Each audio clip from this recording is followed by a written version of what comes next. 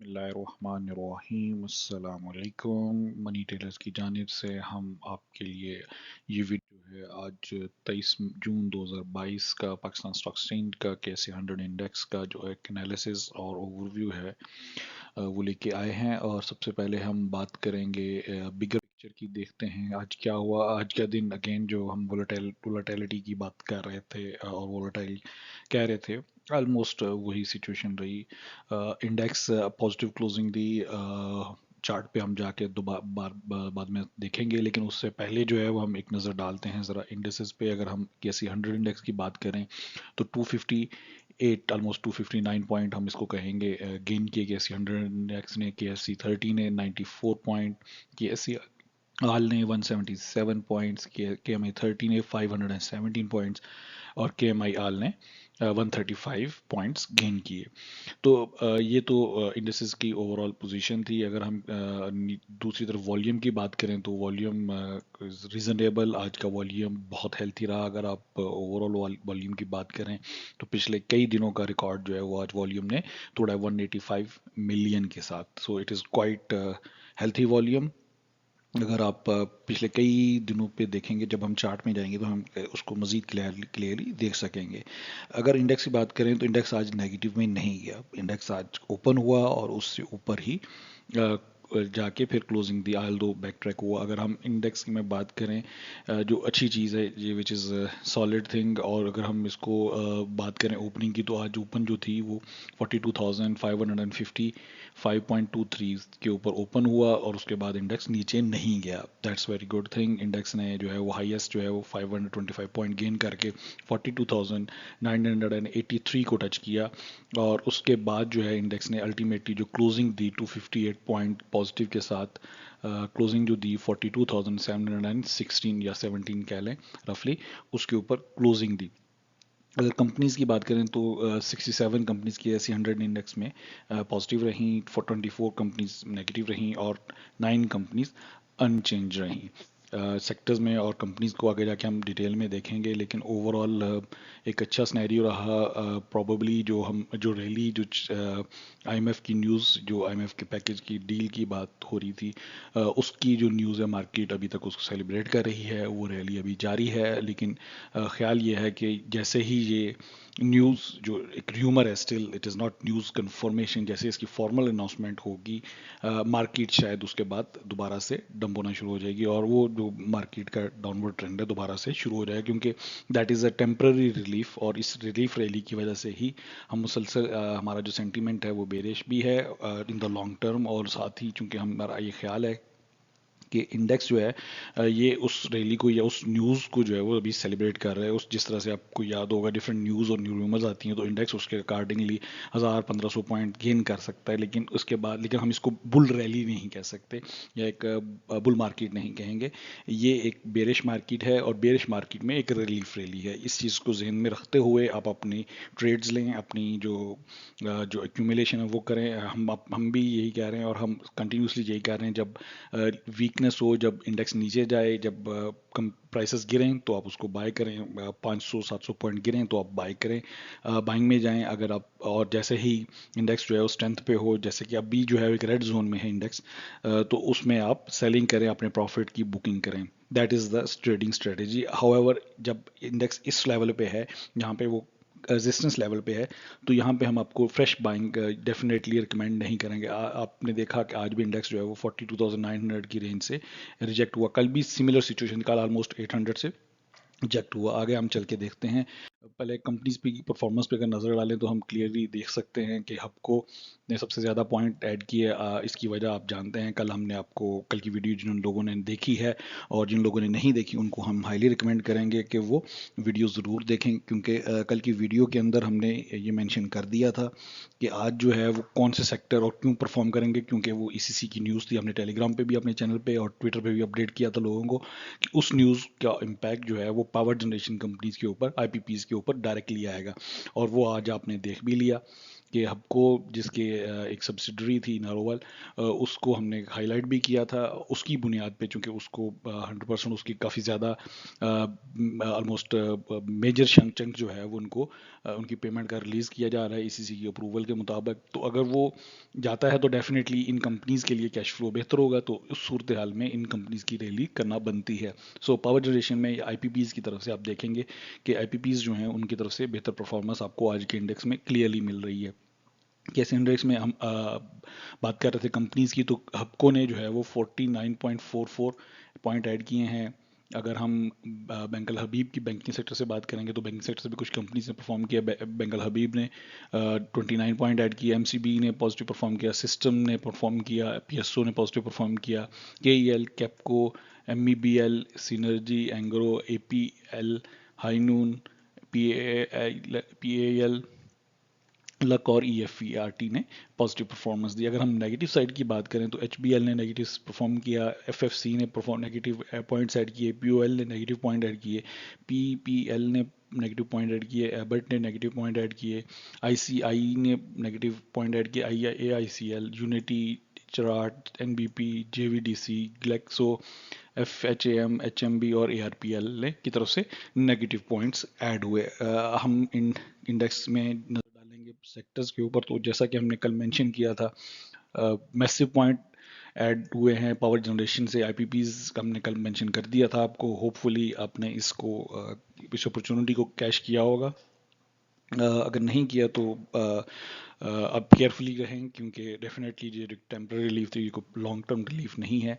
सो 74 point power generation sector से आए हैं। कमर्शियल बैंक्स की तरफ से 52.17 पॉइंट ऐड हुए। टेक्नोलॉजी सेक्टर से देखें 26 पॉइंट ऐड हुए हैं। ऑयल एंड गैस सेक्टर से जो है वो 25 पॉइंट ऐड हुए हैं। इस तरह से रिफाइनरी सेक्टर से पॉजिटिव पॉइंट ऐड हुए। Cement sector, engineering sector, glass and cement, textile, cable and electrical, pharmaceutical, transport, food and personal care, automobile, investment bank, so overall इनकी तरफ से पॉजिटिव पॉइंट्स आप देखेंगे कि ऐड हुए हैं। लेकिन नेगेटिव पॉइंट्स की बात करें तो ऑयल एंड गैस सेक्टर से ही बेसिकली नेगेटिव पॉइंट ऐड हुए हैं दरबाज, और बाकी डिफरेंट सेक्टर्स की तरफ से कुछ नेगेटिव पॉइंट्स ऐड हुए हैं।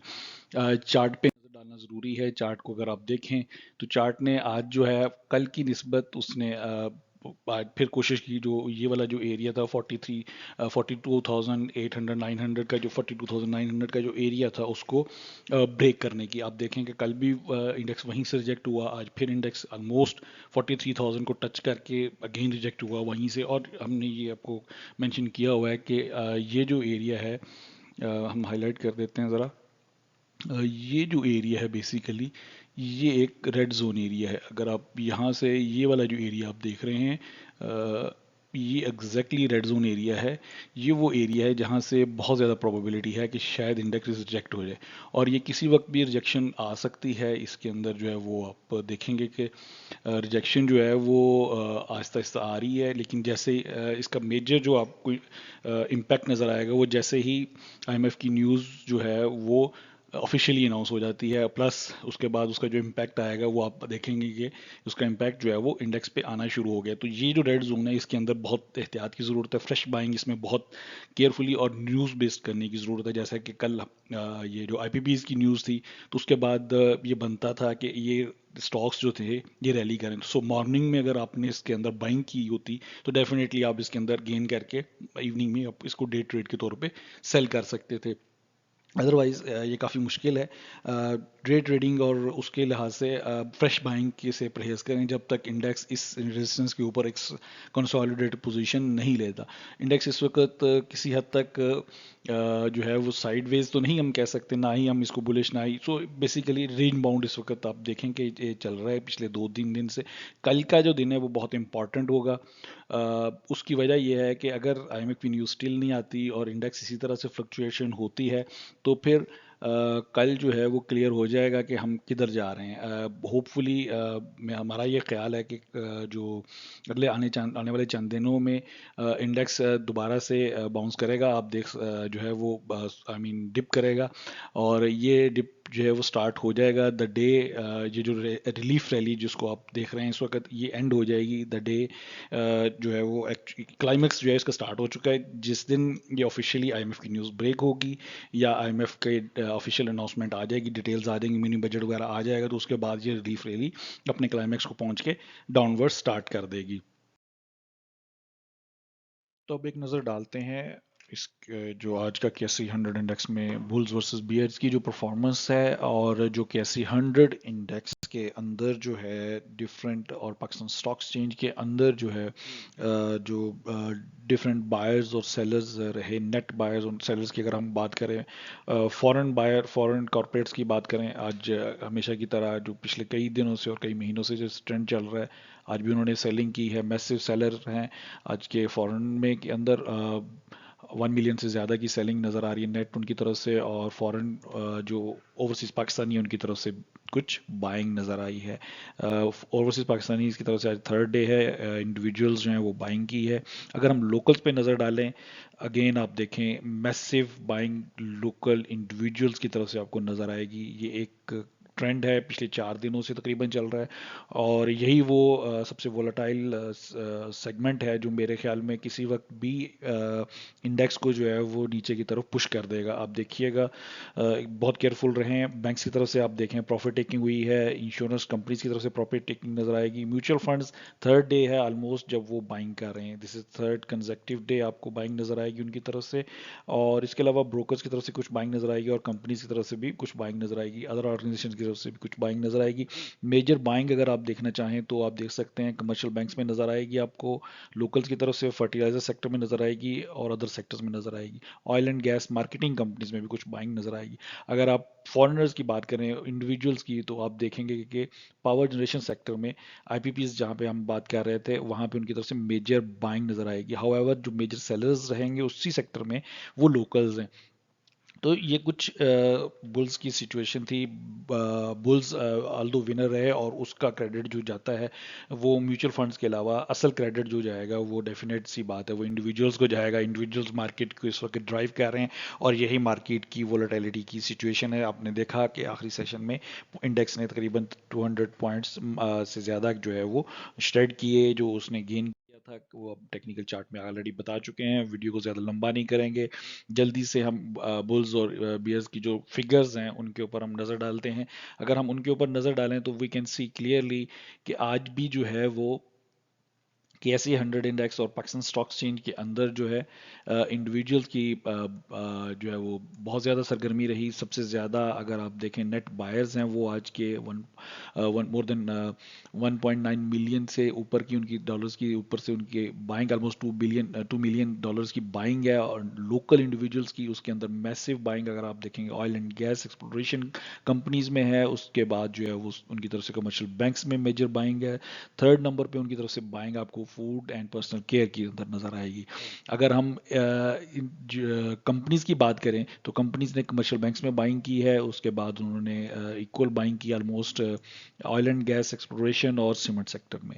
अगर हम म्यूचुअल फंड्स की बात करें, चूंकि म्यूचुअल फंड्स काफ़ी दिनों से बाइंग में है, क्यूमुलेट कर रहे हैं, तो आज भी हम उनकी तरफ से एक बाइंग देखेंगे, और ऑयल एंड गैस एक्सप्लोरेशन में बाइंग देखेंगे, और फर्टिलाइजर सेक्टर में उनकी तरफ से बाइंग हमें नज़र आ रही है। अदर सेक्टर्स में भी है, और डेफिनेटली कुछ बाइंग उन्होंने सीमेंट सेक्टर में भी की है। अगर हम अदर ऑर्गेनाइजेशन की बात करें तो उनकी तरफ से मेजर बाइंग जो है वो अगेन ऑयल एंड एक्सप्लोरेशन। सो अगर आप नोट करें तो ऑयल एंड एक्सप्लोरेशन के अंदर जो है वो लोकल और foreign corporates, even foreign corporates के अंदर की तरफ से भी कुछ बाइंग नज़र आ रही है। ब्रोकर्स की तरफ से बाइंग नज़र आ रही है। इसके अलावा सीमेंट सेक्टर में बाइंग नज़र आ रही है ब्रोकर्स की तरफ से। कुछ अदर सेक्टर्स में अलावा जो है वो आप देख सकते हैं कुछ बाइंग जो है oil and gas exploration companies, technology sector, और उसके अलावा कमर्शियल बैंक्स में नज़र आ रही है। कमर्शियल बैंक्स चूंकि इस वक्त चीप है तो शायद एक्यूमुलेशन हो रही है इसके अंदर। हम ज़्यादा लंबी वीडियो करने से पहले हम क्लोजिंग से पहले जो है वो आपको बता देते हैं। जो कल की हमारी फोरकास्ट है वो ये है कि हम पहले सेशन में तेज़ी हो सकती है, और चूंकि इंडिविजुअल्स काफ़ी सारा माल उठा चुके हैं, इंडिविजुअल्स काफ़ी सारी बाइंग कर चुके हैं, तो second session can be very negative. Second session जो है जुमे के बाद वाला जो सेशन होगा वो बहुत केयरफुल रहें, चूंकि इंडेक्स मल्टीपल टाइम्स इस रेंज से रिजेक्ट हो चुका है, नंबर वन। नंबर टू, अगर आईएमएफ की न्यूज़ ऑफिशियल हो जाती है तो उसके बाद जो उसका इम्पैक्ट था, जो उसकी वजह से बाइंग सारी ये जो रैली जनरेट हुई थी, उसका इम्पैक्ट फेज आउट होना शुरू हो जाएगा, इंडेक्स उससे भी डिप ले सकता है। ओवरऑल इकोनॉमिक सिचुएशन नेगेटिव है। अगर मिनी बजट जो कि एक्सपेक्टेड है, चूंकि आईएमएफ से अलाइन करना है, तो उसकी सूरत में जो मिनी बजट जो आ सकता है वो जो है वो काफ़ी नेगेटिव इम्पैक्ट जनरेट कर, सो एक नेगेटिव मोमेंटम जनरेट हो सकता है किसी वक्त भी। सो जो भी आपकी पोजीशन है, कोशिश करें उनको क्लोज करने की, इन टर्म्स ऑफ कि जहाँ पे भी आप प्रॉफिट टेकिंग कर सकते हैं उसको प्रॉफिट टेकिंग करें, साथ साथ स्टॉप लॉस यूज़ करें। न्यू एंट्री से इस वक्त बहुत ज़्यादा परहेज़ करें। हम एक्सपेक्ट कर रहे हैं कल भी इसी तरह से शायद थोड़ा सा पॉजिटिव जाए और उसके बाद पुल बैक हो। अपनी इन्वेस्टमेंट्स का, अपना, दोस्तों रिश्तेदारों का बहुत ख्याल रखें। हमारा चैनल आपके सामने है, इसको सब्सक्राइब करें, शेयर करें, कमेंट करें। अगर कोई फीडबैक हो तो ज़रूर दें। आप हमें डिफरेंट फेसबुक पे ऊपर फीडबैक दे सकते हैं। हमारा जो मनीग्राम का जो मनी टेलर्स का जो चैनल है टेलीग्राम का, उसके ऊपर दे सकते हैं। ट्विटर पे हमारे साथ इंटरेक्ट कर सकते हैं। तो हम आपके साथ इंगेज होना चाहते हैं। कमेंट्स और अपने जो आइडियाज़ हैं वो ज़रूर एक्सचेंज करें। इससे हमें और हमारी जो बाकी कम्युनिटी है उसको बहुत ज़्यादा हेल्प मिलेगी। वीडियो बहुत लंबी हो चुकी है। इंशाल्लाह फ्राइडे संडे वाले दिन हमारी जो पूरी वीक का रिव्यू है उसको लेके हाजिर होंगे। तब तक अपना ख्याल रखिएगा। अल्लाह हाफिज़।